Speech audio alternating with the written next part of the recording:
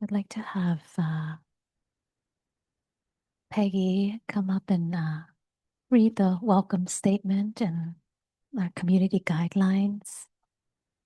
And here's the mic for you. I'm going to turn this. Can everybody hear me? Step up here just a little bit. Yeah, there we go.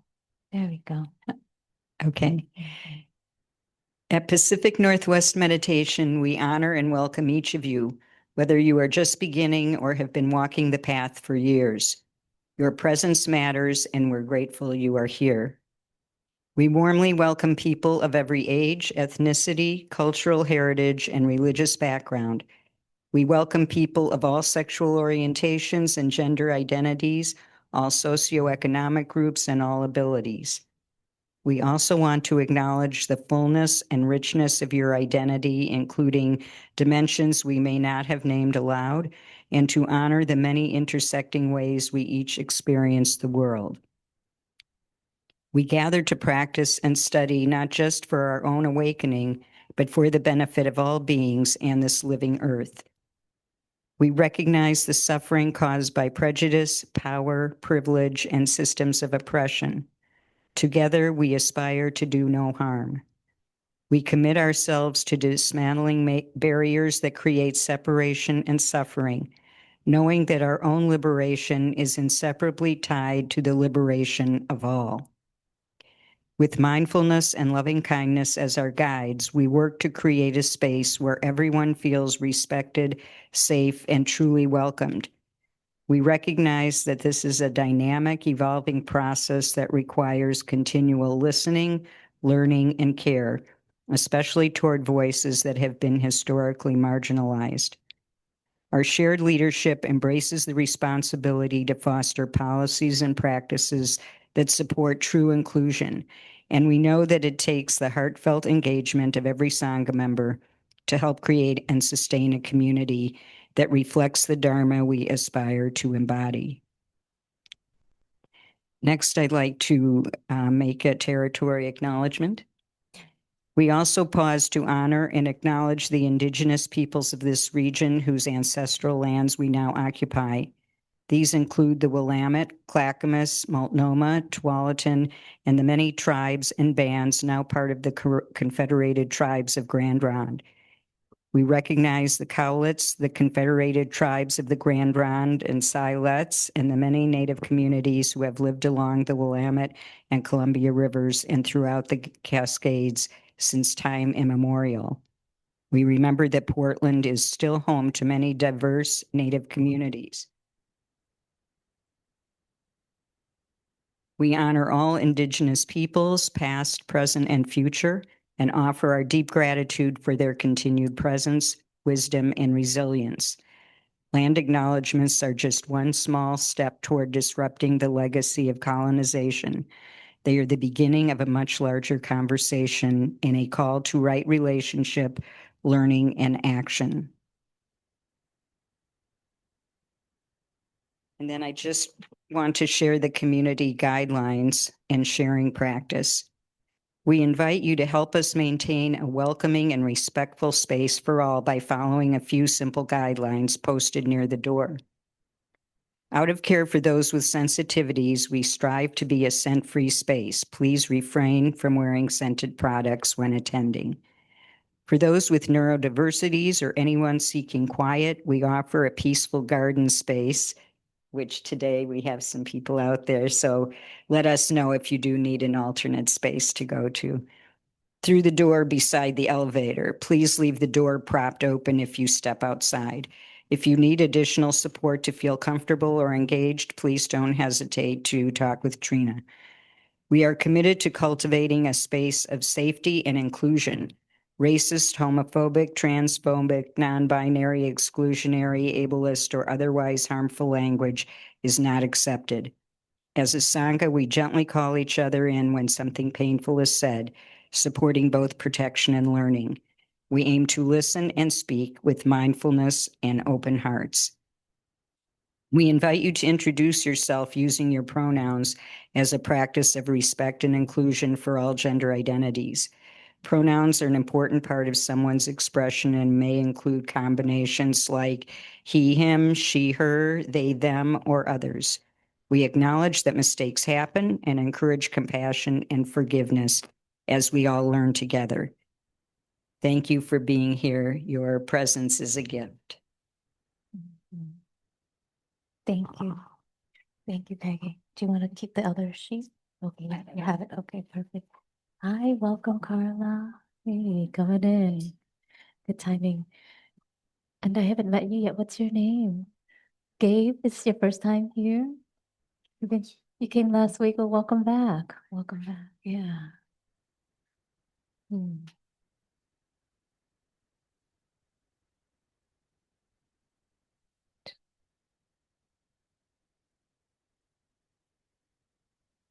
So just a little short introduction about myself, and I also want to take a moment to say hello and welcome the new folks who are on Zoom.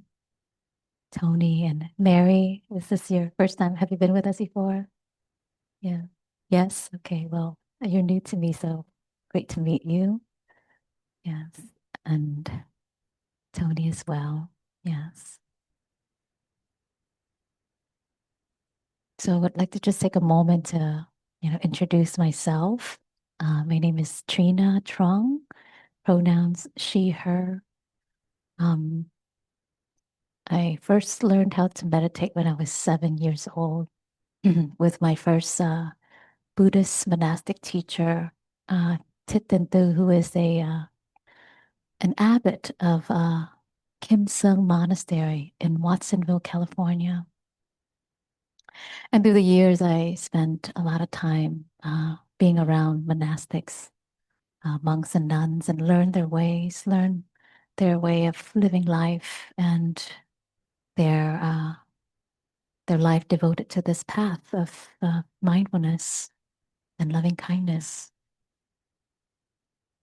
And and I'm one of the co-founders here at Pacific Northwest Meditation. I've been involved in building communities, particularly Buddhist communities, for pretty much most of my life. Even in my upbringing, my family was very involved in building the Buddhist communities that we were a part of. So it feels like home for me to be here and to be with you all. And it feels like the place where I belong. Hey, welcome, Rob. Um, and during my early 20s, I explored many spiritual traditions. And then, and then I found my way back. I returned back to Buddhism. And what I saw was that in this time of returning back to Buddhism, I saw that Buddhism did not ask for me to believe in something, but Buddhism invited me back to remember the things that I know were true, but that I often forget and got carried away by the pressure, the expectation of life, of society, by all the somebody training. So Buddhism was this invitation to come back and remember. And the practices of what the Buddha taught reminds us that there is a wisdom inside of us that knows. And there is a source of compassion within us that can meet the hatred, the violence, the delusion, the greed, everything in the world from that place of feeling extremely at ease and coming to terms with the world. And that the practice invites us to be able to verify this through our own experiences and how we reflect this, how we turn towards ourselves, the way to investigate and examine. So we learn that through the practice of meditation. So we'll begin with a lightly guided 30 minutes meditation. And before we do that, I'd like to just share a little bit about how wisdom looks like in meditation. As part of the theme today is around wisdom and compassion. So I want to invite you into this play, this way to cultivate this within us and notice when it's present or absent, but having that as the framework for our practice. So wisdom in meditation would look like the moment that you become aware. So mindfulness of mind, you become aware of the mind and you notice that the mind is wandering and you're able to identify the state of your mind. So what kind of thought is this? Is this thought wholesome or unwholesome? Is this thought serving me or not serving me? So that's the wisdom that can discern. Should I continue to feed this and get carried away and indulge in this thought? And mindfulness also helps us to identify that something is coloring the mind. And that we call in Buddhism the hindrances. So the 5 hindrances that obscure and obstructs the mind ability to fully be in the present moment. So the 5 hindrances are restlessness, aversion, craving or attachment to something, doubt, or that feeling of sleepy dullness. So anytime we can, with mindfulness, become aware of that, and then the wisdom to know, oh, this is a state of mind. This is not me. This is not how it is that I have to fall into this, but there's the wisdom to step back and see it and recognize its presence and its energy. And when wisdom is not present, what is there is confusion and delusion. And there's a word that's used in Buddhism that's called ignorance. So the word ignorance isn't a judgment here, but it's means we're lacking that clarity, we're lacking that understanding, and we're in the dark. Right? So it's like someone walking around with a blindfold over their eyes, and they don't even know they have this blindfold over their eyes.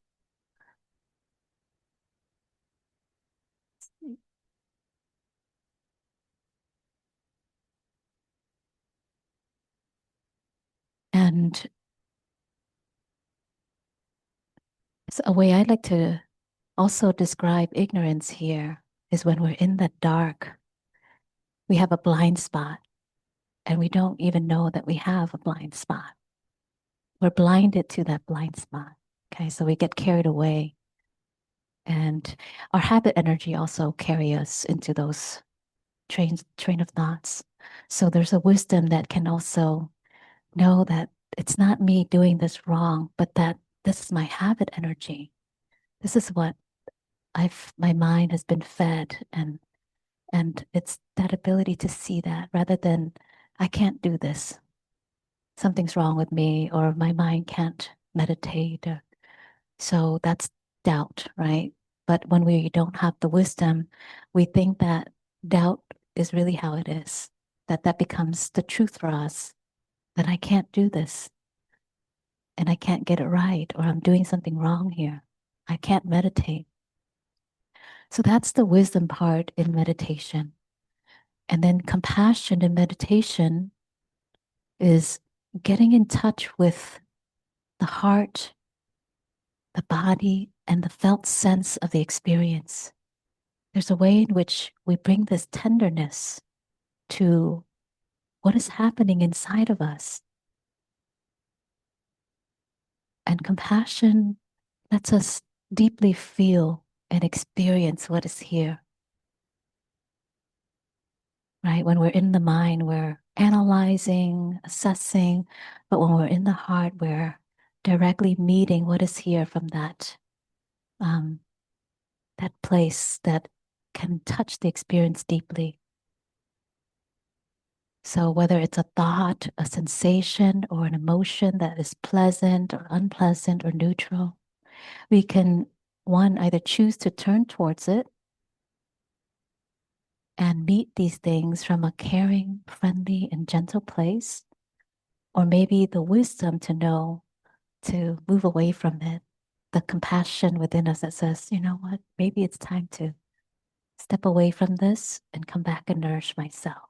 So that's that self compassion that knows how to respond to what is arising inside of our meditation. Maybe it's a pain we feel in the body, and maybe it's time for me to soften, right? And we can also, with compassion, touch into how exhausting it is to sit with an agitated mind or restless mind, or to feel the annoyances. Maybe it's too hot, too cold, the noise outside of this room, or sound. We'll call it sound, not noise. So reframing it and craving for something, boredom that arises, right? Again, questioning if this practice works, if this is for me. So compassion can hold all of these things. Compassion can say hello to the hindrance. Hello, hindrance. I know you're there. I know you're there. And then rather than fighting with the hindrance and try to make it go away or resist it, we soften, which is so contrary to how we move through the world and how we were taught and trained to fight. Right? So this is really a big piece of the training is learning how to soften amidst every part of us that sees something as wrong, something that's not right, and what doesn't belong here. So that's where we're working to cultivate compassion inside of our meditation. And compassion can anchor us as we experience resistance, internal resistance to whatever's going on. Yeah. And that wisdom, because we have been exposed to enough teachings to know how to meet this and know how to see it from a certain light that awakens us to the nature of our mind and the journey of meditation itself, the stages that the mind go through for it to at last settle. So any questions or about that before we go into the meditation?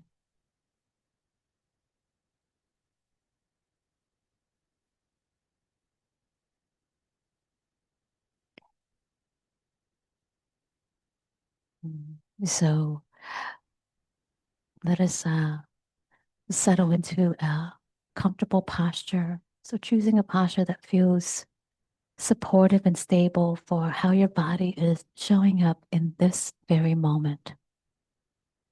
So familiarizing yourself with what your body needs right now, not what it needed this morning or yesterday, but right now.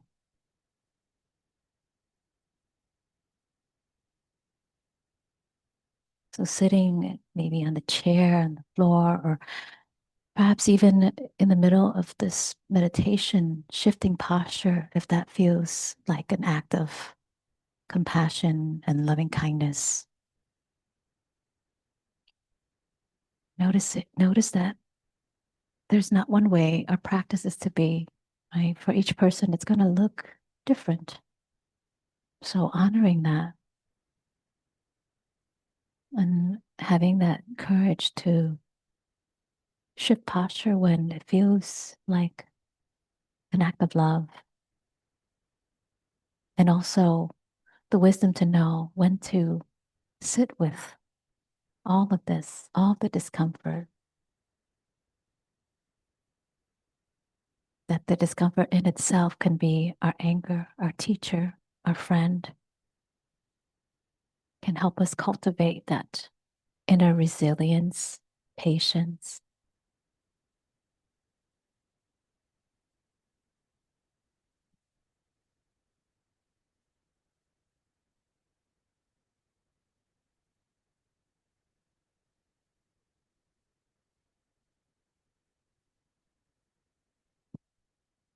So maybe beginning by anchoring your attention to the body, noticing the contact points of where the body presses against the chair, the cushion, where your feet might be touching the floor or touching your thighs or the cushion.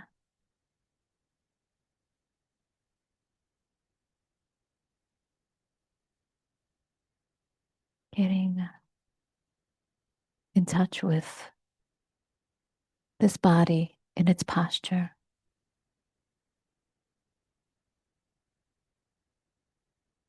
Notice how the back is. Notice the shoulders, the neck,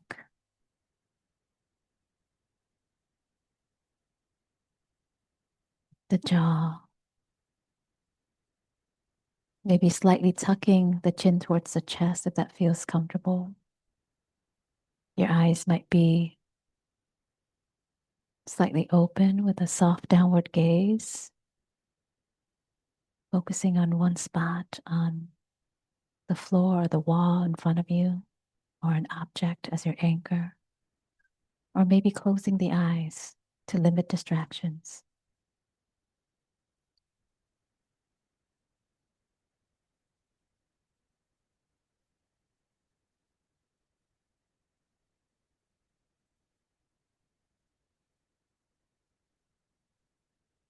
Notice where your hands are resting, feeling maybe the heat or coolness in the hands, any moisture or dryness.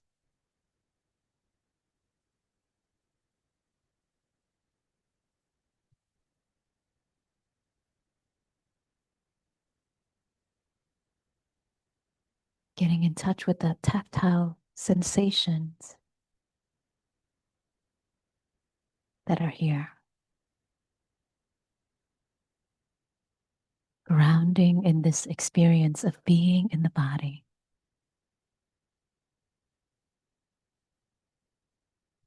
And notice if there's any slight adjustments you'd like to make with your posture to really let go of any sense of holding up the posture.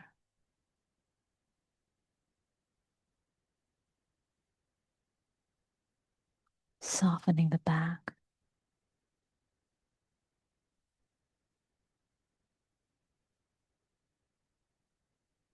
Or straightening out the spine. So really tuning into what that looks and feel like, that quality of alertness and relaxation. Energized and at ease. Resting and awake.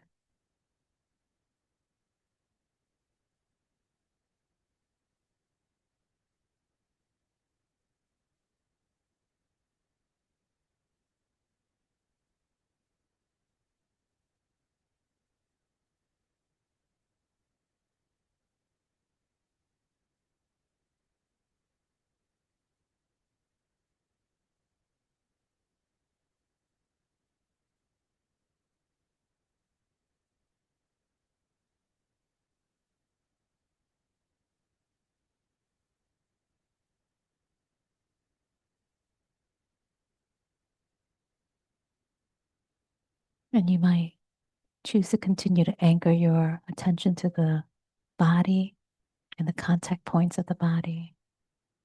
Or maybe moving to sounds.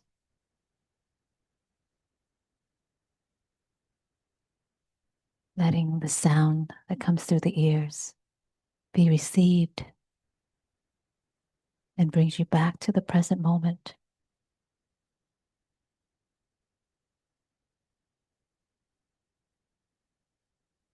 The steadiness of sounds, or sounds coming and going. This is the sound of mindfulness calling you back.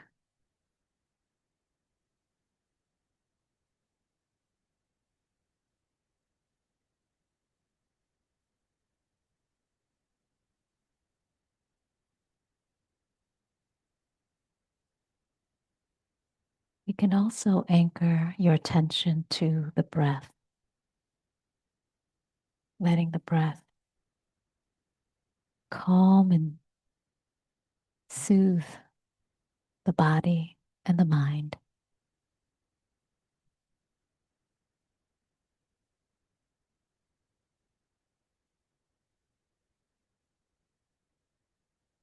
Notice the breath coming and going, and letting your attention rest where the breath is most alive in the body. Maybe it's at the nostrils, maybe it's the breath passing through the chest, or the breath in the belly. Getting in touch with the refreshing nature of the breath, the refreshing feeling of each in breath and the release of the out breath.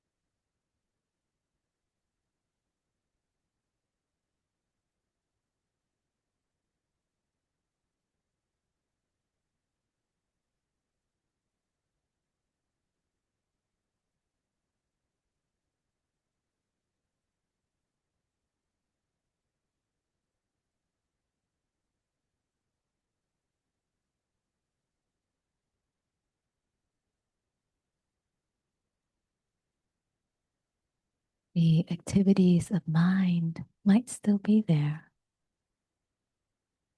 but your attention is turned towards that stillness, that steadiness of the breath, of sounds,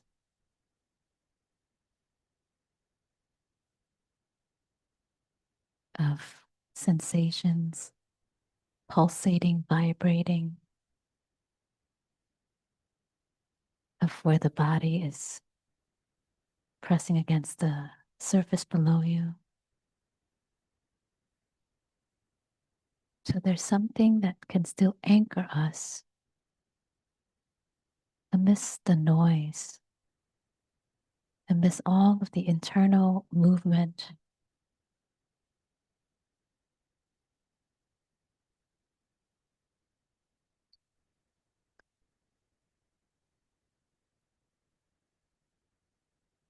Resting.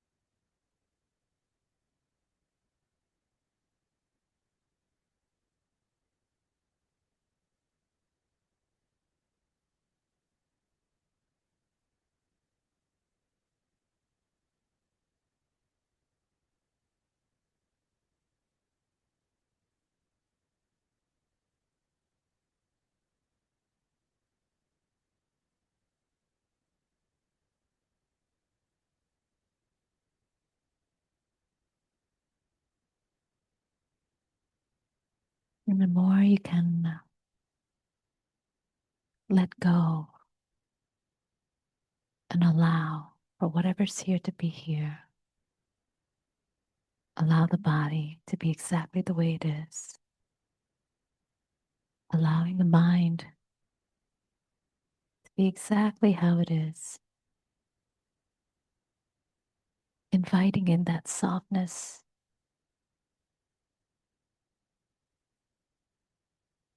that lets the body rest.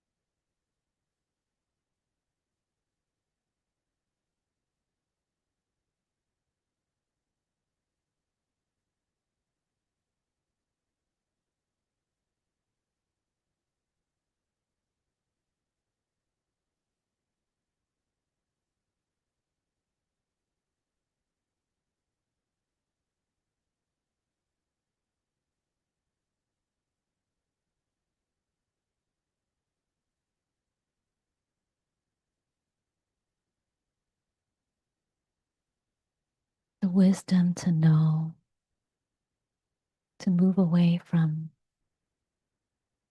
certain thoughts that are not serving us,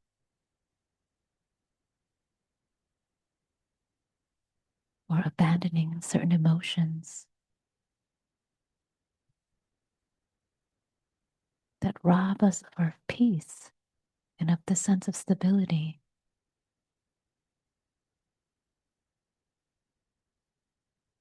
And there's a compassion that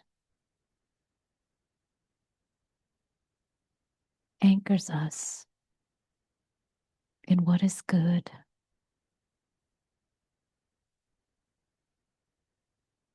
what is soothing,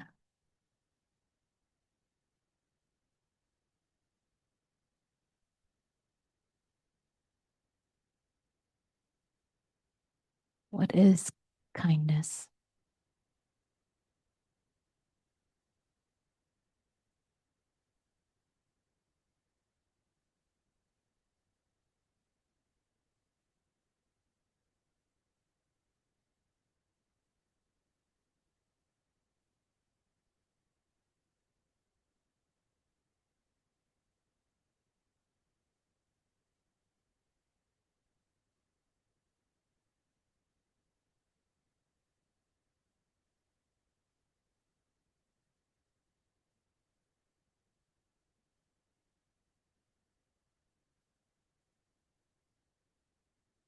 Compassion moves us to care more about our well being and our energy of mindfulness right now than any project or plan or items on that to-do list.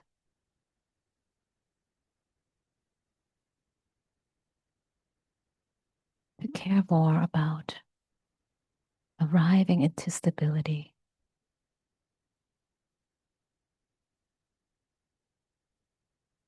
To care about that calm.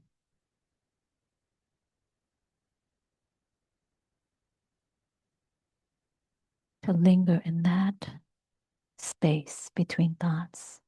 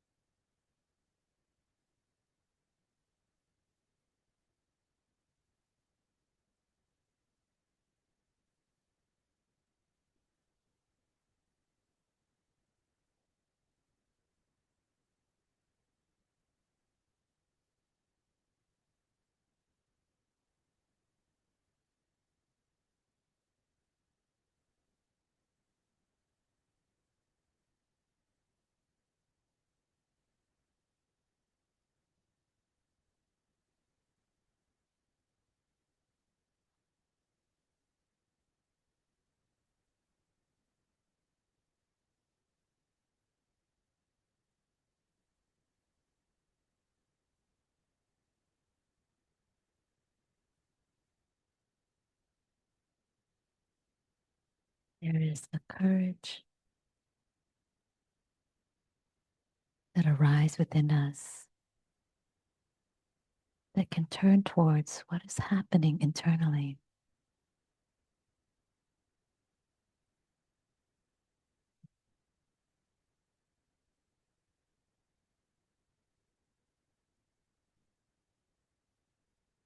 That can be present for it.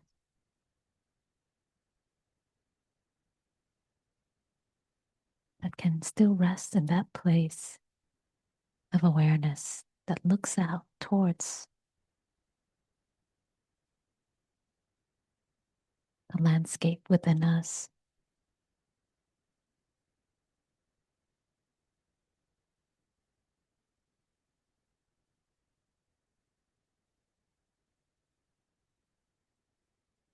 That receives all that's here with openness.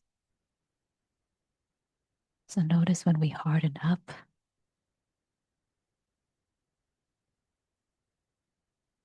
when there is any disliking,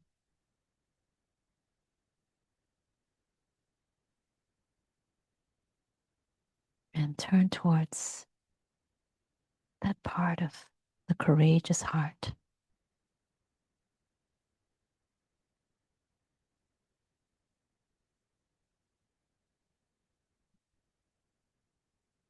That warmth, that softness,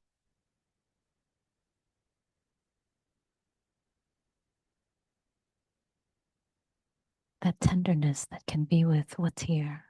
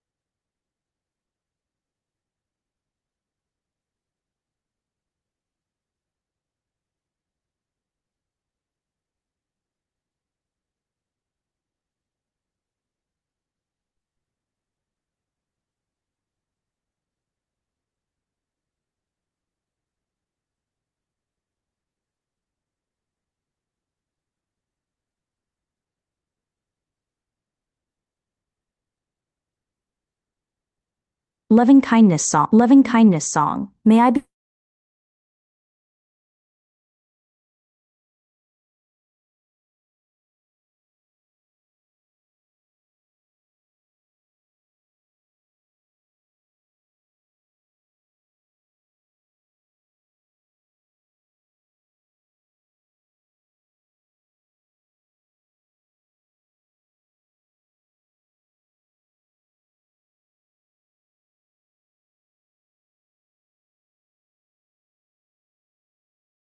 So we're going to end the meditation with the loving kindness song. You get a sneak preview of that. So I'll put the song up on the screen here. And this is on this card, the song is written on here too. So yeah. Thank you, Rob. Yeah. Mm.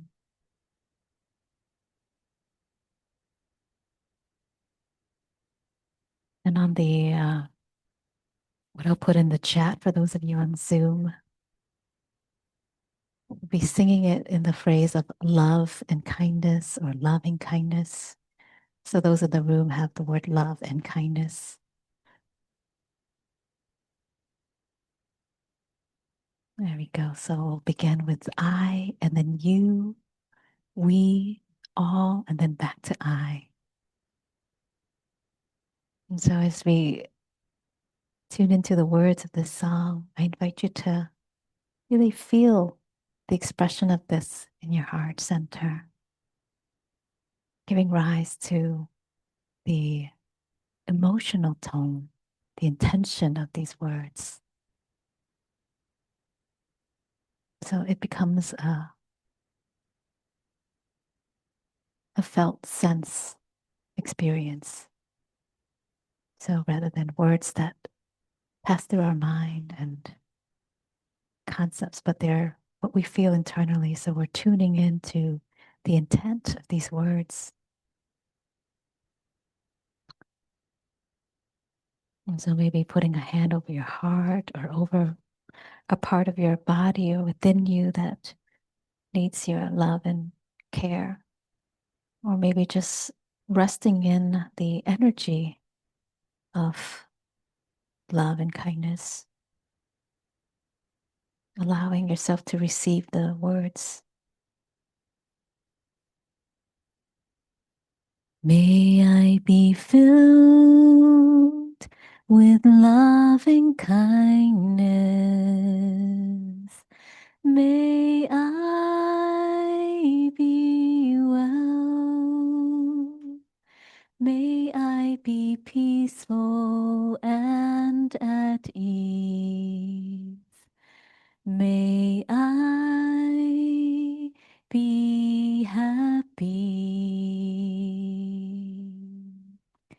May you be filled with loving kindness. May you be well. May you be peaceful and at ease. May you be happy. May we be filled with loving kindness. May we be well. May we be peaceful and at ease.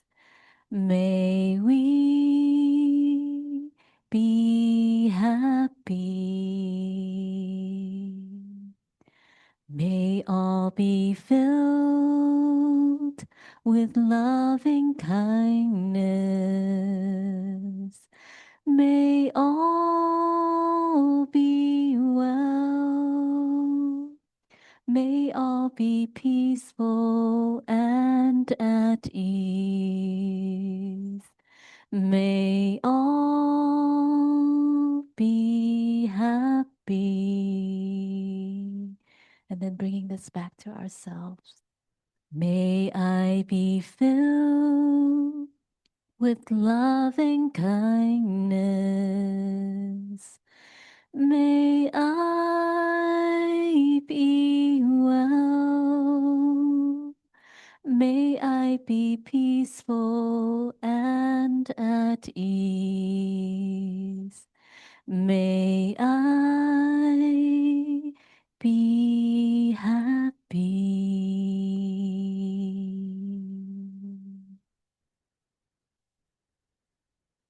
And as you hear 3 sounds of the bell, I invite you to bring the mind, the body, and heart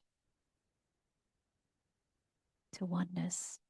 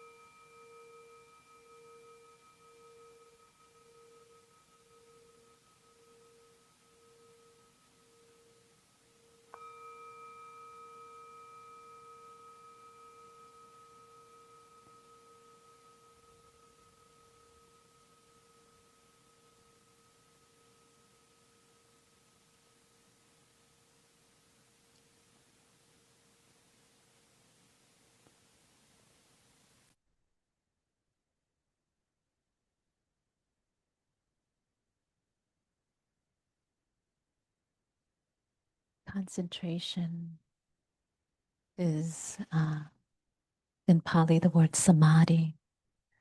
And what that means is the unification of body and mind and heart all coming together. So the mind and body and heart are not conflicted or disconnected, but they come together and gather and collect. And this is why meditation is so important, at least the formal part of meditation, which allows for us to develop concentration that leads to wisdom.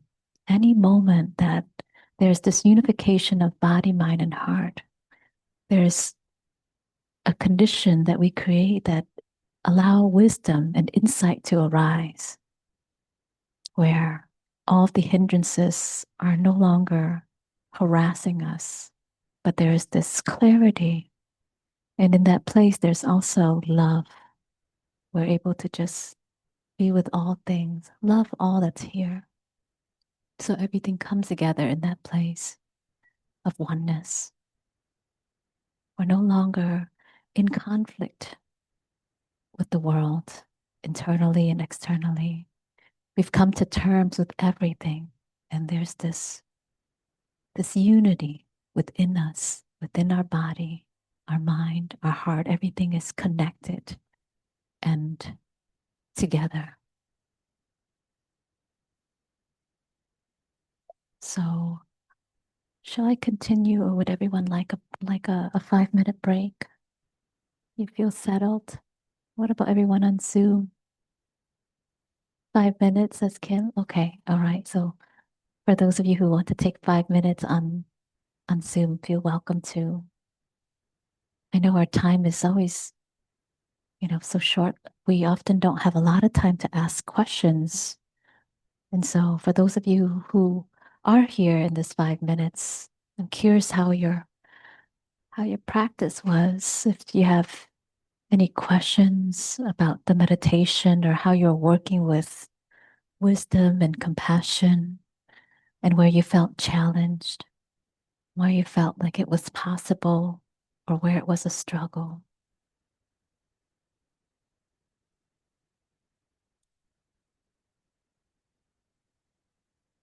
And for those of you in the room, if you'd like to share, for those on Zoom to be able to hear you, you'll take this mic and turn it on, and you can share so those on Zoom can be a part of the conversation too. And for those on Zoom, when someone on Zoom speaks, everyone in the room can hear them. So we try our best to create a immersive experience. Mm.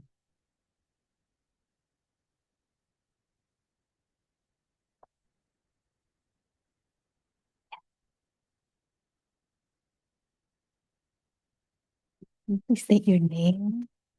Or was that? Please state your name as well. Sorry.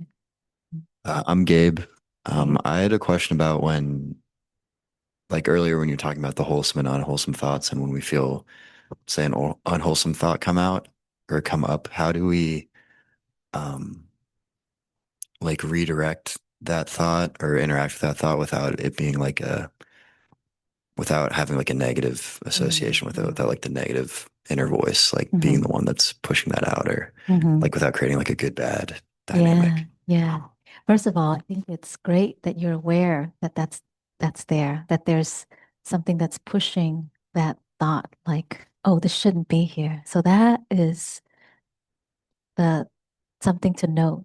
Oh, I am aware that I'm pushing back at that thought. Oh, it's unwholesome. It's bad. It's wrong. It shouldn't be here. So we can be aware of that relationship we have to the thought. So not just the thought itself, but the relationship we have to the thought and how we are experiencing it, like experiencing it as, ooh, unpleasant or not good, or I don't like this. That I don't like this is that aversion. So that's the hindrance of aversion or hatred, right? Sometimes known as just resistance, like get that away, or like I don't want to feel this way. So that's what you want to bring awareness to. Oh, there's the hindrance of aversion that's present right now, and it's coloring the mind. It's rejecting or resisting this this thought. So, and upon seeing that, then we're free from that. We're not caught inside of it, where we're still fighting with it, where it's this war, this match, this boxing match of like, want to get rid of this thought. This shouldn't be here, right? But that's that part that can be with the experience, right? So you're kind of stepping back rather than fighting and observing. Yeah. Mhm. So there's so many layers of awareness. There's the awareness of the thought and the content, and then stepping back and not getting caught in the actual content or problem solving mode or trying to fix it or do something with it, to stepping back to seeing that part of us that try to fix, that's trying to do something about it, that's having a certain way we're relating to it, and then moving even further back to see it, inside of this larger field of awareness. So the practice allows us to step back and not get so caught and tangled up inside of whatever's going on. Yeah. So that the noise can still be there, the movement of mind is still there, and we're not making restlessness or agitation wrong, or aversion is not wrong either. It's just, this is what's happening. This is the state of the mind currently. And these thoughts help us see the state of the mind. If those thoughts are not there, we wouldn't be able to see. There isn't anything to reflect to us the nature of our mind in the moment. Mhm. So thoughts in itself can be an anchor, that has a seed. How is my mind right now? What's the quality of my attention, and where am I caught? What am I attached to? And then in that moment of seeing it, then we can unhook ourselves from it and then step back. Yeah. And that compassion piece is also like, oh, it's okay that this habit energy is here, right? Like, of course, I've been consumed with this, or this has been preoccupying my mind for so long. So, of course, it's going to have such a strong energy within me. This emotional, mental energy is there.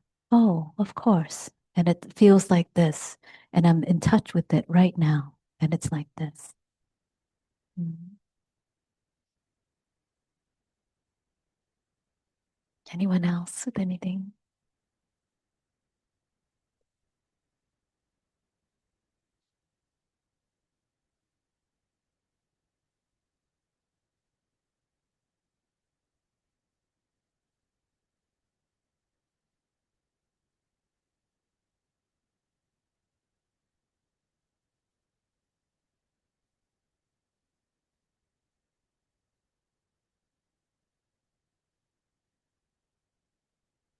we'll also, oh yeah, we'll take a moment to speak on Dana, and then we'll transition to the actual talk and reflection. Microphone. Where is it? Okay, so you're great. Okay. Oh, this is it? There you go. Okay. Yep. Yep. So I'm Peggy. I don't think I introduced myself before, she, her. Great to see all of you today. Some of you I've seen in person, and most of you I have never. So it's great to see some new people. Through the centuries, the priceless and freely given gift of the Dhamma has been offered by monks, nuns, and lay teachers. And the practice of dana through voluntary gifts of support have been offered by those who felt benefited by the Dhamma. Without this interdependence of mutual support, these precious teachings would not have survived. Dana is a mindfulness practice. Mindful awareness brings the act of dana out of the realm of unconscious habit and into the realm of wise attention. For example, we can become aware of the joy that arises in the heart before giving. We can know the happiness during the actual moment of letting go. And when we remember our past acts of generosity, the mind is filled with a joy that settles into a deep quietness. Because dana is a practice, we can also become mindful when we feel the suffering of attachment and the painful part of letting go. Through doing this practice, eventually the heart opens and the mind lets go. In a moment of mindful giving, the heart is filled with the qualities of non-greed, non-hatred, and non-delusion. As one teacher put it, practicing dana is letting go of greed. So if you want to make a donation to Pacific Northwest Meditation, there are a few ways. You can make a cash donation to the little plexiglass box over there. Zelle Quick Pay, and we have this written down if you want to access it afterward, to Pacific PNWM community at gmail.com. And then there's a Venmo option as well. So I'll put this over there for afterward, and then you can decide. Thank you.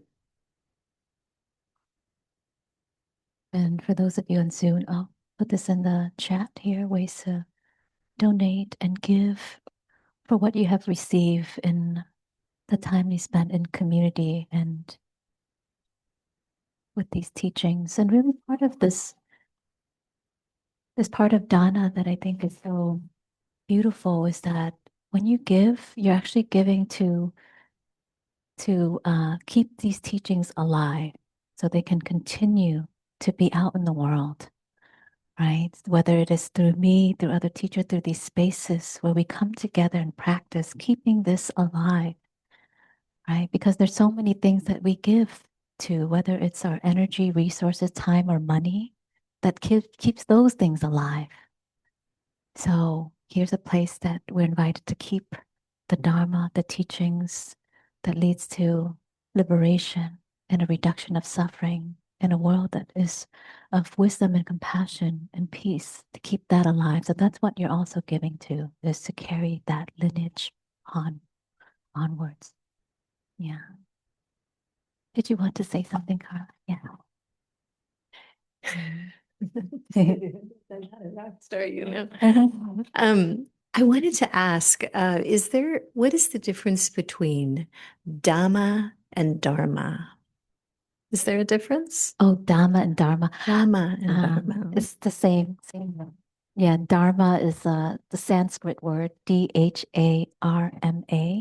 and Dhamma, Dhamma it's a Pali word for Dharma. Yeah. Thank you for asking. And that means the Buddhist teachings. The capital D it means the Buddhist teaching, and if it's a lowercase d, it just means the things that matter to us, the Dhamma of life, the nature of how things are. Our own, truth, right, of how things are. That's the lowercase d, Dhamma. Thank you for asking. Yeah, you're welcome. So it looks like everyone's back, and welcome back to those of you on Zoom. So I just took this time to take in some questions and sharing. And today's topic, on this radical calm that we can cultivate and aspire towards. I feel like it's so, to even think that calm is possible, it's kind of radical right now with everything that's going on. All of the things we hear about on the news and just all of the noise in our world. And then all of the noise that's going on internally within us, too, right? All of our concerns, whether it's economic concerns or relational concerns, and all the instability that we are experiencing, and even our own internal chatter that has its root and seed much deeper than here and now, but from the past and from some time long, long ago. That is part of the construct of our being. So all of that, all of those, the sounds within the world in us and the sounds in the world around us, and how it can make it so hard for us to meditate, to be still, to access that clarity and that calmness. Yet I believe that while that's happening, when we aspire and make a commitment towards this possibility of choosing this radical calm, it's a turn towards how to find that within ourselves, how to land there and rest there. Let's say it's that moment between thoughts, or in that moment where we experience boredom, whether it's on the cushion or in our life.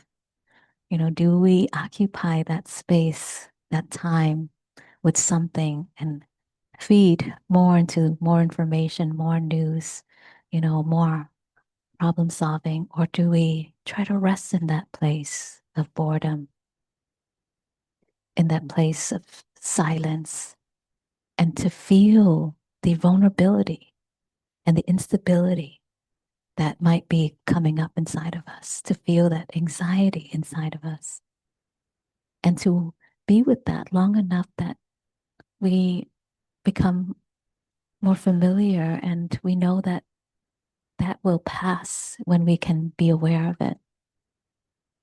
And this is part of what meditation and mindfulness is about. This path is about mastering the self.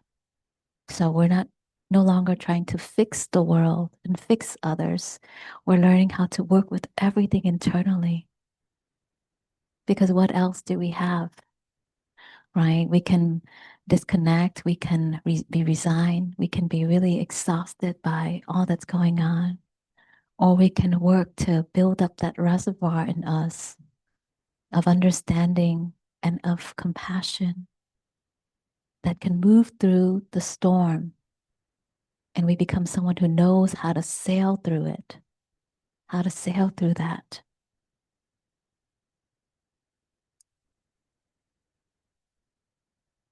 So the teaching of compassion and wisdom are like the two wings of this path of awakening.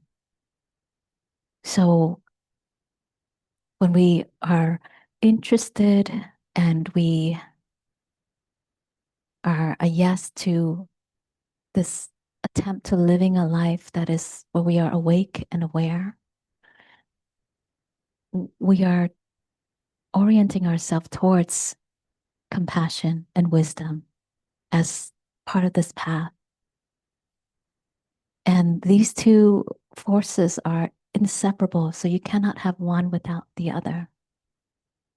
And you need both to realize liberation to realize that freedom from suffering, that freedom from unsatisfactoriness, that freedom from hate and ill will and anxiety. And so wisdom is like, there's a analogy that wisdom is like this noise cancellation, like, lens or headset that you put on and it filters the noise, right? So we can hear the noise, we can hear the sound of the world within us and around us, but we're able to discern, and we're able to discern how much to take in, how much is too much, and how much to let go of, so that we can access that concentration I was talking about earlier, where we can come to a place where we unify the body and the mind and the heart so that clarity can arise. I oftentimes, when I work one-on-one with folks or even in groups, one of the things that is a common thread in all of us in our training out in the world is when there's a problem, we try to solve it very quickly. But here in this lens of how we work through it on this path is when there's a problem, we let our mind rest. We let everything settle down. I like to use that analogy of like a jar full of water, and then there's like rocks, pebbles, aggregates, sand, and it's shaken up. And we're like, this is a problem. I need to do something. I need to solve it. And when we look through it, there's just way too much movement. So if we set that jar down, we let everything settle down, then we can start to see clearly the water, the impurity, and we can see the reflection. Just like when we look into that pond that's really still, we can see all the way down to the bottom of that pond, and we can see the reflection of ourselves in that pond. You can see the nature of our mind.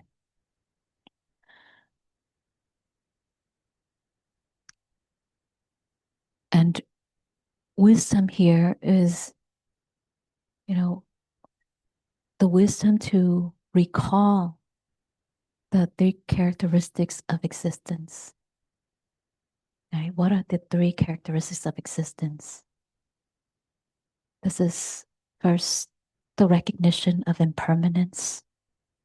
So when we forget and we suffer through change, we have fallen into a trap that things are to be the same, that what is here is permanent, it should always be like this. So we fall into that state of forgetfulness. And the word forgetfulness itself is the opposite of the word mindfulness.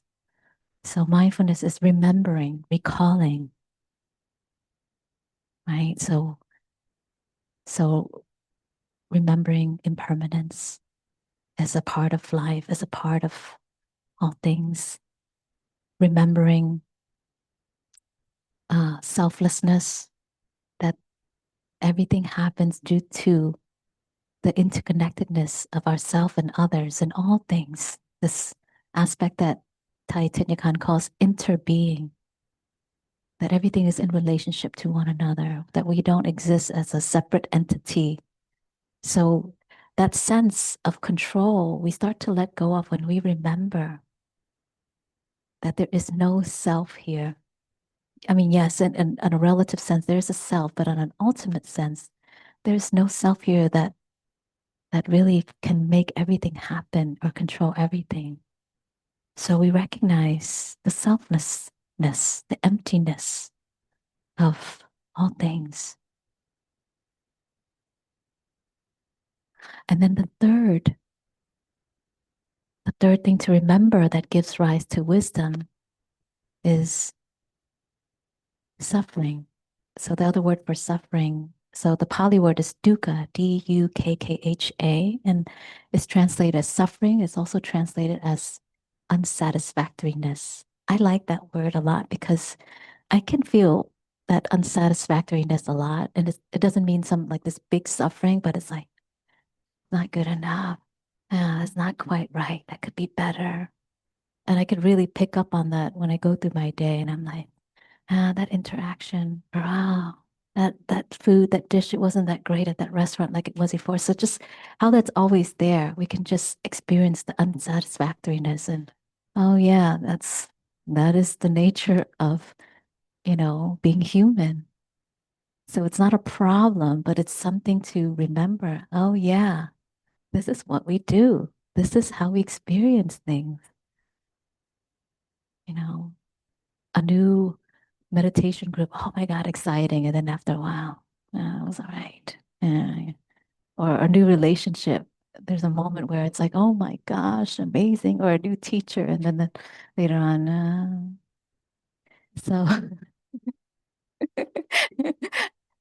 so that unsatisfactoriness is like almost always there, wanting us to like get caught in something's wrong. I need to fix this.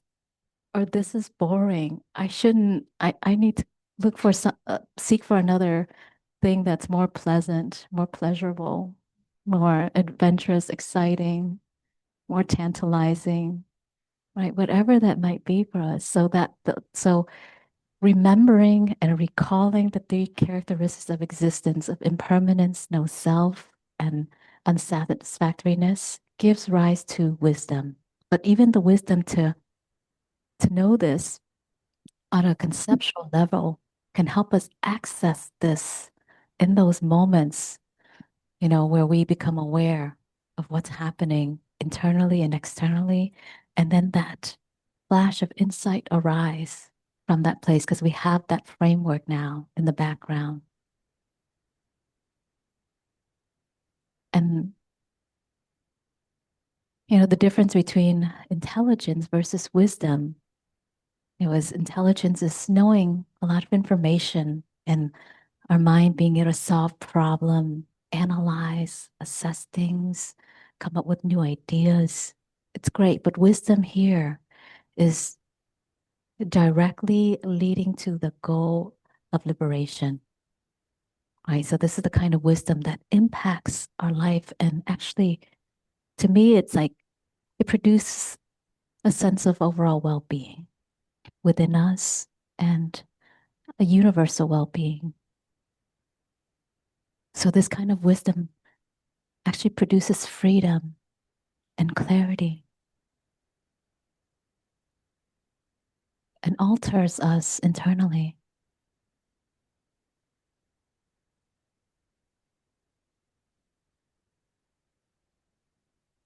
And so uh so now I want to talk a little bit about compassion. So compassion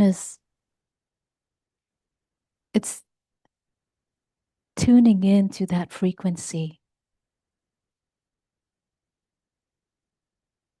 So earlier the question that was asked was, you know, when the mind is restless, when there's thoughts, when the mind is wandering and there's unwholesome thoughts that are there. When we tune into the frequency of that, we're no longer making it wrong, but there's a way that we view that unwholesome thought or that sound or that movement or that energy from a lens that doesn't see it as a problem, but sees it as suffering.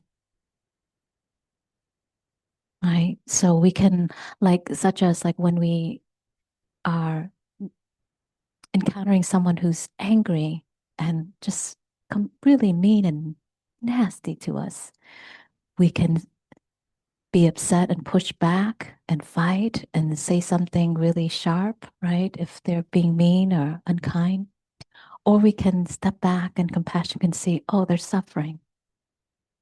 They're suffering. So when we have an unwholesome thought or the mind is really agitated, rather than judgment of what's there, there's a turn and a tuning into the frequency of what's there and recognizing the suffering that's there and letting that touch our heart, letting us feel the vulnerability of the other person or the vulnerability within us, and recognize that that suffering is a cry for help, right? Wanting to be released and relieved,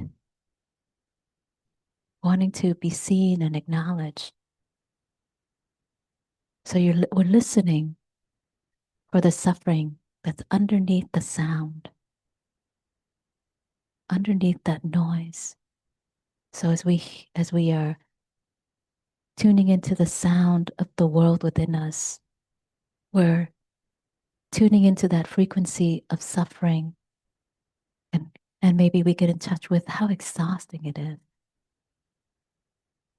Right? And compassion can meet that exhaustion and work to calm and soothe it. So by staying with our anger, by finding something soothing, let's say it's the ticking of the clock in the room or the hardness of where the body is pressing against a chair, letting it ground us.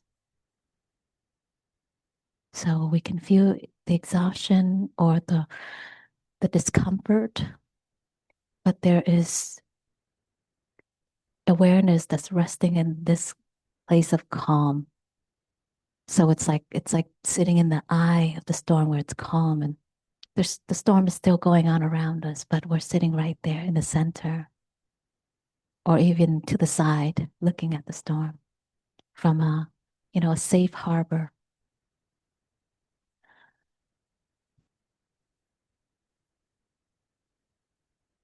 And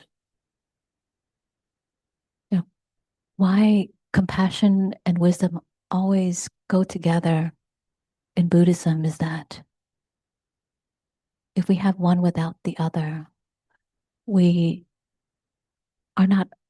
can't access that quality of being awake, fully awake. So let's say someone is compassionate, but they lack wisdom. One might become a doormat. One might not have healthy boundaries, right? Just constantly giving, and these healthy boundaries are not blocking, but actually wise and supportive for everyone, for all parties involved. And so just I think of like a lot of things that come up when we discuss how the practice is out in the world. If someone doesn't know how to act skillfully, we can see with wisdom eyes, oh, this person is acting from an unskillful place. This is what an untrained mind looks like in speech, action, ways of being. And compassion is that ability to then see how much they're struggling. Right? So we move away from judgment to this tenderness of seeing, this is what absent-mindedness look like. It looks like this. And there's a part of us that can feel that inside when we're absent-minded, when we're not aware and we're lost in trance and anxiety, how we're suffering. So we can touch that in ourselves as we witness that in others. So compassion and wisdom together allows for us to step back and be in an observer state, allow, not try to fix or change or control, right? And that keeps our heart open. And that keeps our mind clear because we're able to see what is happening rather than what should happen or what shouldn't happen. But we're seeing things as they really are. So we might even, resonate with the person's pain or the tension or anxiety that's there, but we know it's not ours. And we don't make it our own. So that's the wisdom to not go down there and be in that deep, dark place. We can witness it and see the suffering without, getting down to that place with the other person. So we don't make it our own. So that's where wisdom is important. We need to have wisdom to know and to be able to stay awake to the experience, not indulge in what the other person is going through and then get caught in it. And I think too, on the path of healing our core woundedness, when we get caught in another person's suffering, that is actually a teaching for us that it's triggering a suffering deep inside of us that needs to be looked at, that we need to bring awareness to, that we need to still heal within.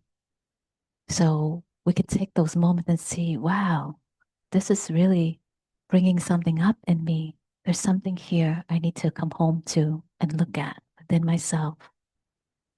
So there too lies the wisdom to know that how much of it is internal and need to be examined, need to be cared for and looked at and looked after. And then the compassion to do that for ourselves rather than ignore it and kind of dismiss it, right? And disconnect from it. So you start to see here, and you start to see how these two are important, these two wings of the path leading to awakening is so important. We cannot have one without the other. When I work with people who have one without the other, so let's say someone who has wisdom and they have such a sharp mind, they can use the practice of meditation to analyze and scrutinize really well the teachings and discern things so well. But when compassion is missing, there isn't a warmth, an opening of the heart that leads to that unification of body and mind and heart, right? So concentration cannot be accessed because there isn't this compassion that comes in and water, those seeds of wisdom that's there.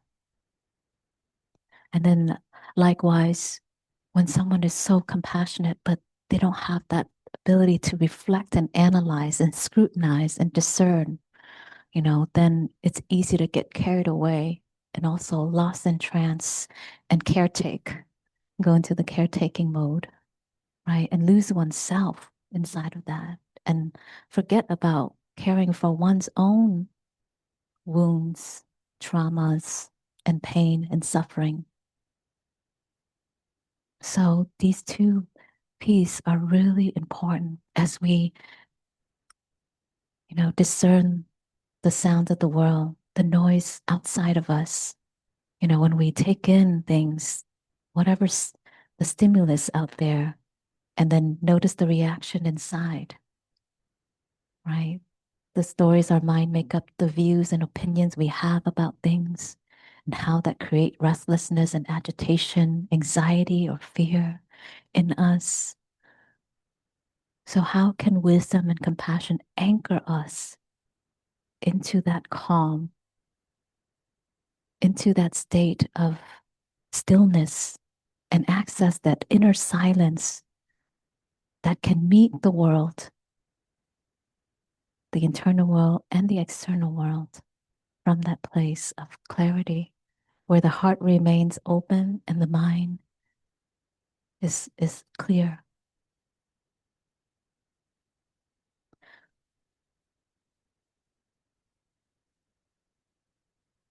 So I'd like to now open up the space for your reflection, anything that's coming up for you, any questions you might have, anything you're seeing.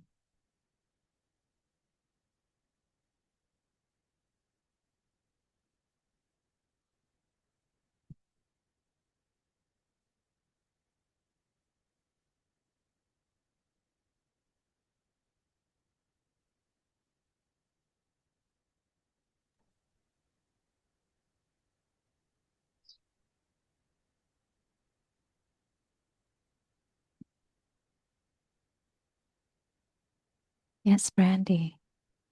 Hi, okay. See how I could be concise. Hello to everybody there and I can't online. hear you, Brandy. Oh, Are you speaking? uh-oh. Yeah. Yeah. You are unmuted, but your Can you sound hear me? is coming through. No, you can't hear me? No, can hear you now. Yes? Yes. Okay. Trying to think how I can make this concise. Great. I think sometimes what happens to me is if I lose my grounding and then, for example, I have a close relationship that there are times when there's a situation that my body reacts to in a conversation that puts me in that fight or flight trauma response loop. And I lose my capability of wisdom or compassion. It's almost as if my body takes over. So, my question is, once that's activated, how do we take steps to backstep out of that Mm-hmm. and reground ourselves and get out of the fight or flight cortisol body reaction to, I don't want to say trigger, but you hear what I'm talking about. How do we bounce back from that? Yes. Great question. Come back to calming and soothing yourself. So the two sides of meditation, samatha, vipassana. Samatha is serenity, vipassana is insight practice. So come back to samatha practice, which is calming and soothing yourself by anchoring your attention, just like we did at the beginning of the meditation, right? Yeah, so sometimes that's impossible. It doesn't work for me unless I maybe do something physical with Okay. it. I'm not capable of Yeah. pulling myself out of that sometimes. So then you can practice walking meditation, Okay. grounding yourself with each mindful step, right? So, and you can identify a lane, like let's say 8 or 10 or 12 feet somewhere. So, not a walk in the neighborhood or in the park, because we can get lost in thought. So, identify a lane and then walk from one end to the other. And Mm, each step, bring as much presence to each step and feel the contact of the foot touching the ground, the weight shifting, the foot lifting, okay. and keep doing this and try to just fully be one with this footstep and this footstep, right? And that is where you can develop concentration too, is through mindful walking. And then maybe the breath, you can start to access the breath and you can, sync the breath up to each step as well, right? Okay. Thank Mhm. you. You're welcome. Yeah. Yeah, we do this so on Sunday I teach Serenity and Insight at a yoga studio, a lighthouse community yoga. And there we practice walking meditation. Yeah. So you're welcome to join me. It's tomorrow. Tomorrow's, yeah. And it's at 7 p.m. at Lighthouse Community Yoga. And it's, if you go on to, I'll put it in the chat, wakeuptogether.org/,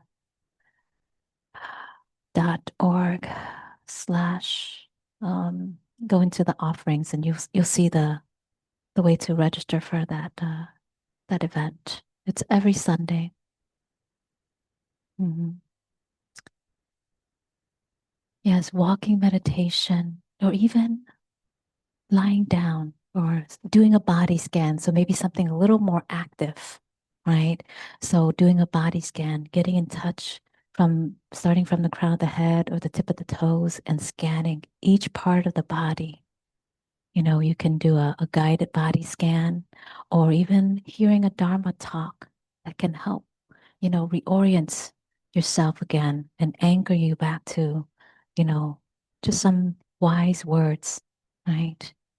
And good energy. So we want to bring that good energy back so that we can settle down. Mhm. Yeah.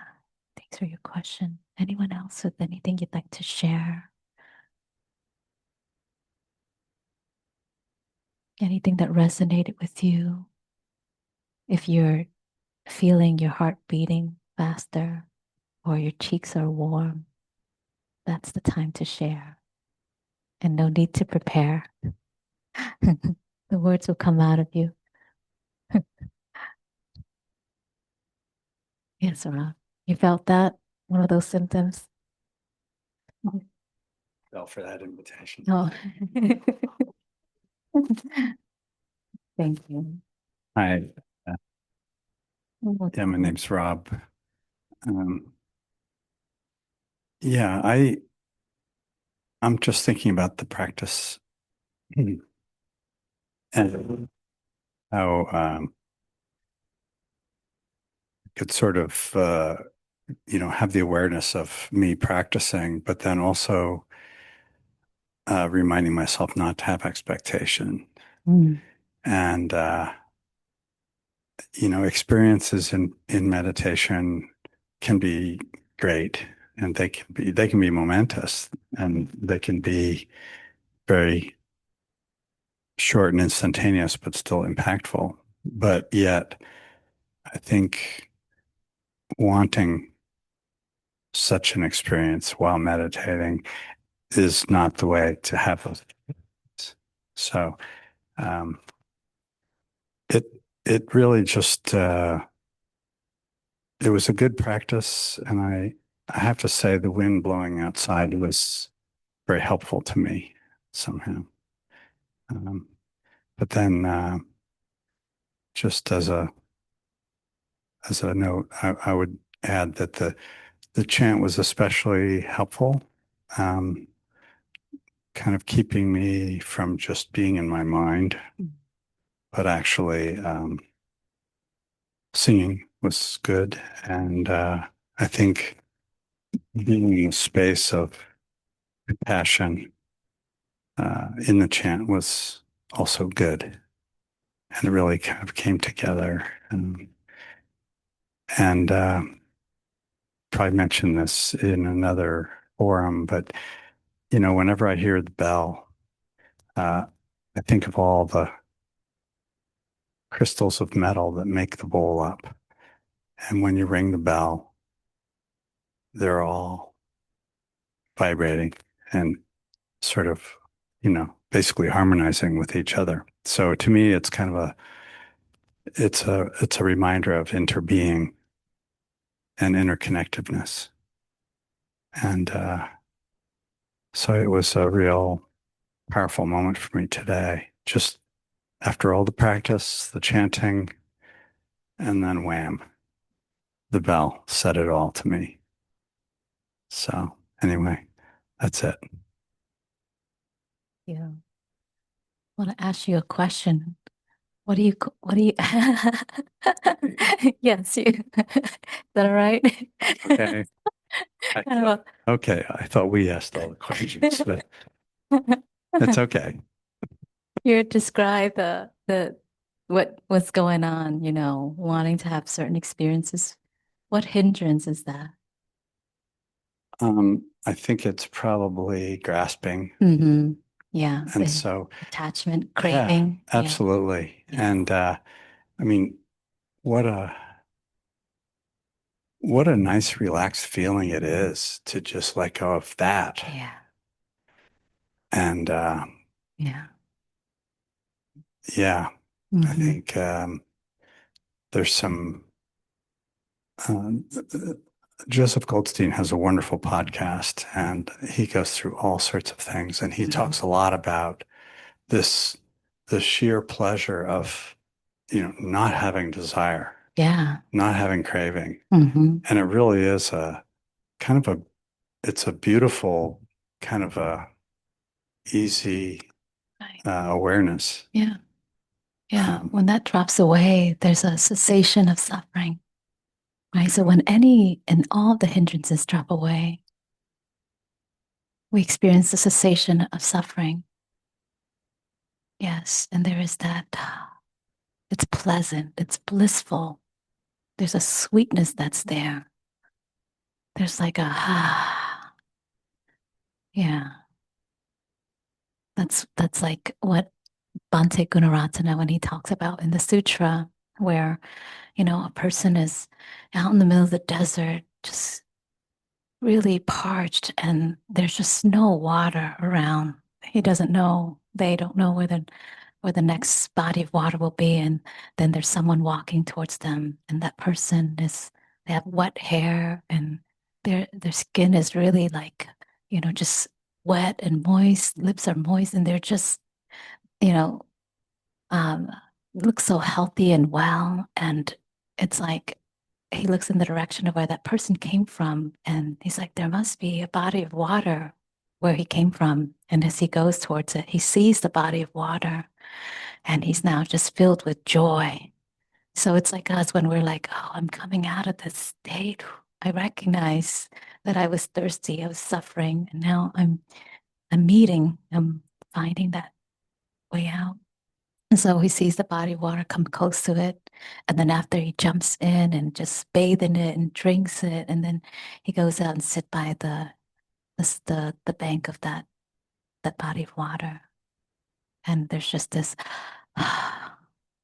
bliss, just a feeling of this cessation, this being quenched. Yes. And as you were saying, that whole thing with craving and our that desire. So that's under that same hindrance of, craving, desire, lust, right? Attached to something, want something. That when we're free of that, notice that too. So mindfulness can be aware of, absence of craving. Whew, how nice. Because oftentimes we're always looking for when something's out of order. But what about when everything is in order and it's neutral and there's no drama? Can we appreciate when there's no drama, when there's nothing going on, when we don't want anything, and there's the recognition of being satisfied? And it's hard sometimes to know that we're satisfied. So we have to tune in to recognize, I feel enough. I feel there's a sense of being fed and full and satisfied and contented. So we're training our mind to also tune into that and recognize when that's present and when the other states of mind are absent. So being mindful for all of the experiences that are there. Anyone else have anything you'd like to share, reflect, or any questions? All is welcomed here. I have one quick question about the lighthouse Yes. meditation. Is it available in a hybrid format so I'd be able to tune in by Zoom? I'm sorry. It's not. Right now, it's not. Yes, yes. I'm sorry. Well, thank you so much for the teachings and especially the reminder of the two-sided coin of the wisdom and the compassion. I can see where I have been imbalanced in the past, and this is a key realization. Thank you so much. You're welcome. Great to see you. See you on camera, Kim. Yeah. Carl is waving to you.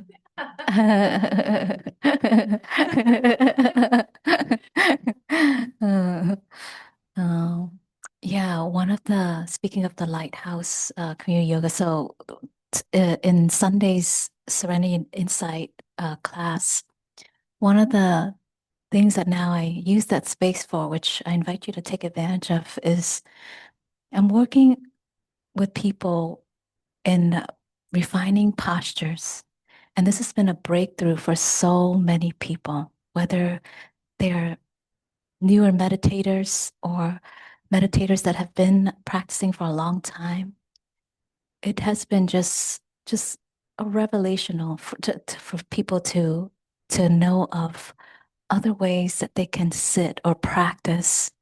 And so, because it's been such a breakthrough for a number of folks, and I've discovered this, that I've gone to so many retreats where people really struggle with sitting, and really the key to accessing that deeper state where we are still, not because we're forcing ourselves to sit still, but stillness arises from that place of the body being so stable and at ease, you know, to the posture is so important, and learning how to work with props. We have we have so many good resources available to us with all the different props that there are out there. During the Buddha's time, you didn't have, the buckwheat and the memory foam and the zabuton and all these things. What did they do exactly? But in our time, we have access to all of these tools that can help, take your meditation posture to the next level and have, really good posture. So I invite you to join me in that space when you can, because I've been working with people with posture and it's been a game changer for folks.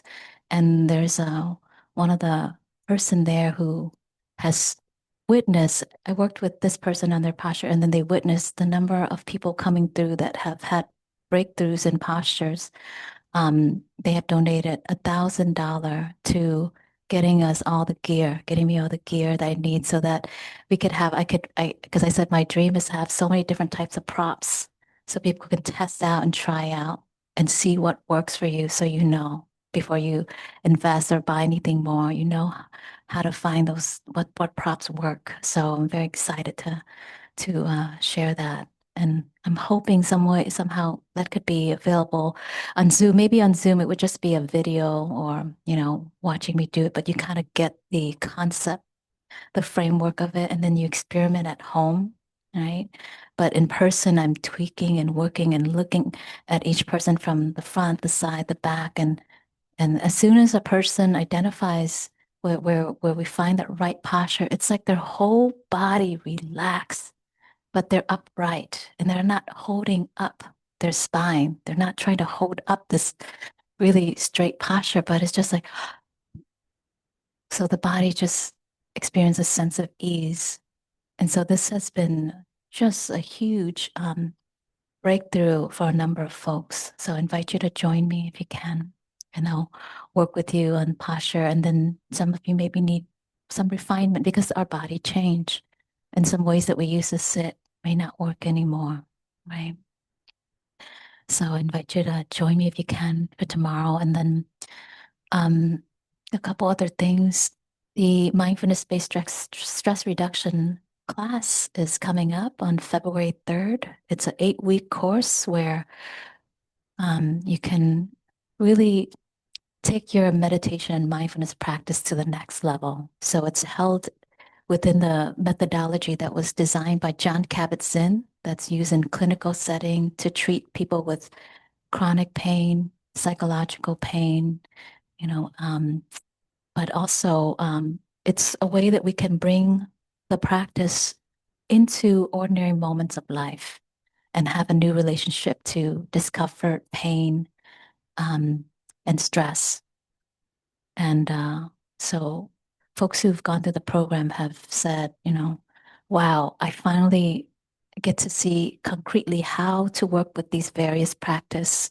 Before it's just sitting, and now there's knowing exactly what happens when I'm sitting, and how to direct my attention, right? And then how to practice walking and eating and integrating mindfulness so it becomes a part of our life, not something we do for 30 minutes or 20 minutes, but it's a life of mindfulness, right? And it's not an extra thing, but it's incorporated into our life as is. So if you're interested in that, it's on wakeuptogether.org/MBSR.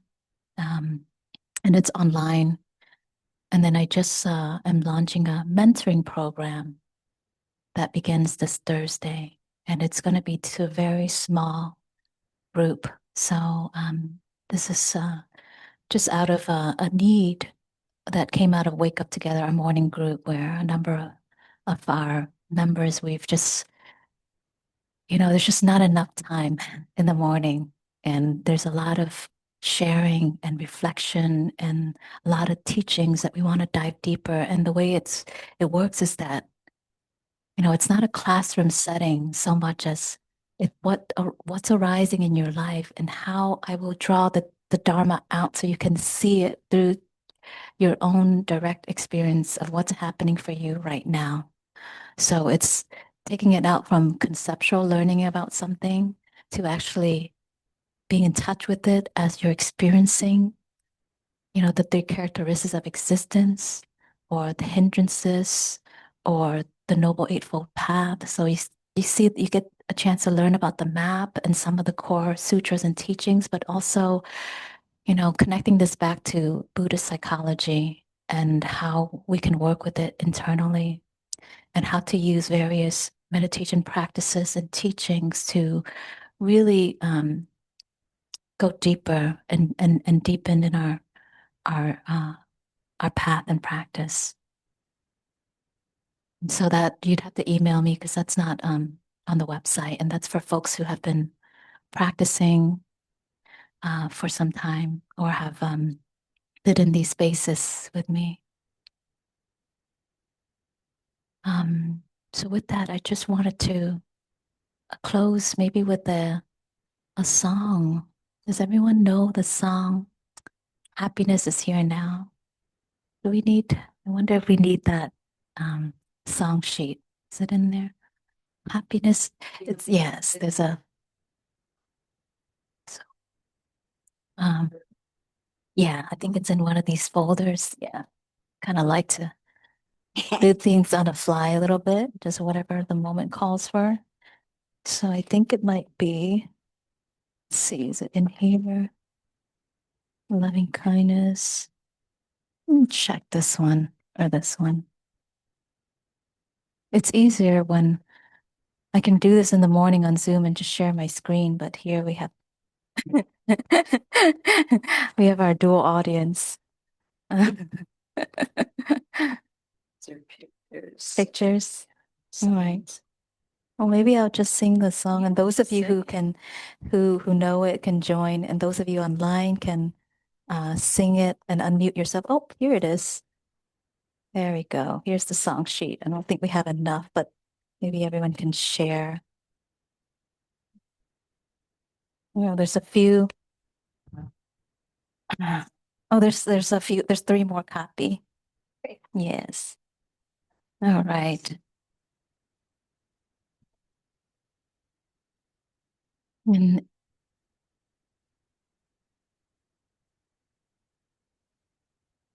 I know some of it is cut off. All right. So I'll share this song on the screen. Right. And this is in the spirit of the Plum Village tradition. And these songs are words of the Dharma that reminds us, that calls us back to remembering how things really are. And Brandy had mentioned, like, at times it's so hard, when it's so hard to sit and we just cannot sit. For me, these songs in those moments are my anchor. I could be in a really agitated state, and upon singing one of these songs, I just come back. I come back to myself again. I come back to the present moment, like Rob was saying, hearing that the vibration of our voice, the sound, we feel that energy within. So I'll share the song on the screen.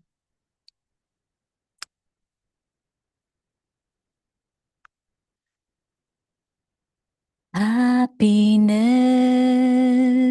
is here and now. I have dropped my worries. Nowhere to go, nothing to do. No longer in a hurry. Happiness is here and now. I have dropped my worries. Somewhere to go, something to do, but I don't need to hurry. We'll sing that one more time. Happiness, and feel free to unmute yourself on Zoom, here and now. I have dropped my worries, nowhere to go, nothing to do, no longer in a hurry. Happiness is here and now. I have dropped my worries, somewhere to go, something to do, but I don't need to hurry.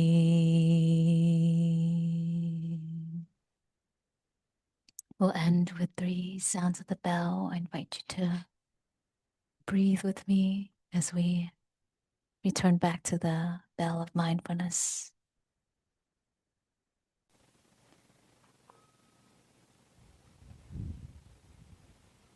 May the sound of this bell bring us back to our true home.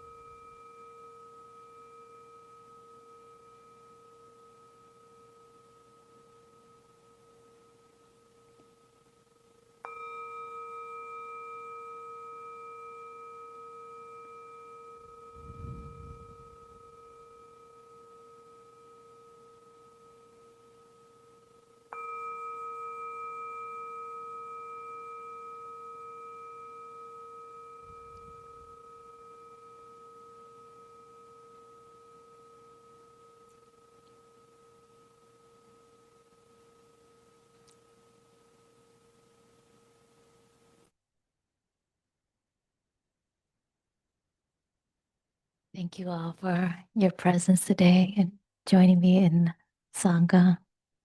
May you be well. Thanks, Rob. Yeah, welcome. Thank you. And Bye, everyone. Thank you. Brandy and Mary and Kim. Let me see if I could get you so everyone say goodbye. There we go. Mm. May you go in peace. Blessings to you all. Ready for takeoff to infinity and beyond.